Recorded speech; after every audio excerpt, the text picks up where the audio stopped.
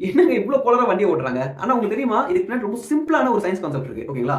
ஒரு பொருள் மூவ் ஆயிட்டு இருக்கும்போது, அது எப்பவுமே நேர் கோட்டுல மூவ் ஆக ஆசைப்படும். ஏன்னா, அதான் இருக்கிற சிம்பிளான ஒரு மூவ்மெண்ட். ஓகேங்களா? இங்க இருந்து இங்க போறதுக்கு ஸ்ட்ரெய்ட்டா மூவ் ஆனா தான் ரொம்ப ரொம்ப சிம்பிளா இருக்கும். ஆனா ஒரு பொருள நம்ம வளைக்கிறோம் பார்த்தீங்களா? அந்த மாரி ஒரு பொருளுடைய பாத் நம்ம வளைவா மூவ் பண்ணும்போது, இந்த மாரி ஒரு சர்க்குலராவோ இல்ல ஒரு ஒரு பெண்ட்ல நான் மூவ் பண்ணும்போது, அங்க வந்து எக்ஸ்ட்ரா ஃபோர்ஸஸ் ஆக்ட் ஆகும்.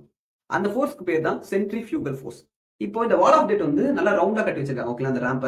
இப்ப அந்த வால் ஆஃப் டேட்க்குள்ள ஓடிட்டு இருக்க இந்த பைக் வந்து எப்பவுமே ஸ்ட்ரெய்ட்டா போக தான் ட்ரை பண்ணும். ஓகேங்களா? ஏற்கனவே சொன்னா போல. ஆனா இந்த வால் ஆஃப் டேட் வந்து அந்த பைக்க வளைக்கிறதுனால என்ன ஆகும்னா, வண்டி எப்பயுமே நேரா போக ட்ரை பண்ணும். ஆனா அந்த ராம்ப் வந்து வண்டிய வளைக்குது. சோ இந்த வண்டிய வளைக்கிற அந்த ராம்பும், வண்டி ஸ்ட்ரெய்ட்டா போகணும்னு நெனைக்கிற அந்த ஃபோர்ஸும் சேர்ந்து, வண்டிய வந்து அந்த ஹைட்ல அங்கேயே அட்டாச் பண்ணி வச்சிரும். ஓகேங்களா? சோ இதனால தான் வந்து வண்டி பார்க்க கிராவிட்டிய மீறிக்கிட்டு மேல சுத்துற மாரி ஃபீல் ஆகுது. ஓகேங்களா?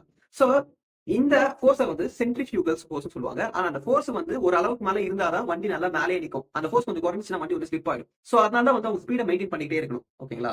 சோ இது போல ரொம்ப இன்ட்ரஸ்டிங்கான வீடியோஸ்க்கு நம்ம ஏஎன்எஸ் சேனல மறக்காம